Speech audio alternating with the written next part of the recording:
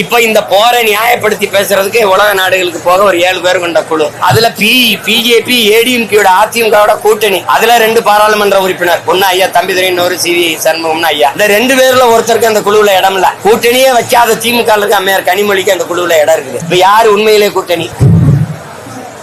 என்ன அமைதி ஆயிட்டிய? கேட்கறதுக்கு பதில் சொல்லுங்க.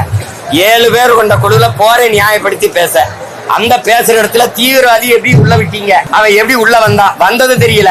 அரை மணி நேரம் 1 மணி நேரத்துக்கு முன்னாடி அத்தனை பேரையும் சுட்டு கொண்டுட்டு போனான்ல, சுட்ட உடனே டாப்புன்னு ஏன் சுற்றி வளைச்சு அவனை கைது பண்ணல? வந்ததும் தெரியல, போனதும் தெரியல, செத்தது மட்டும்தான் தெரியுது.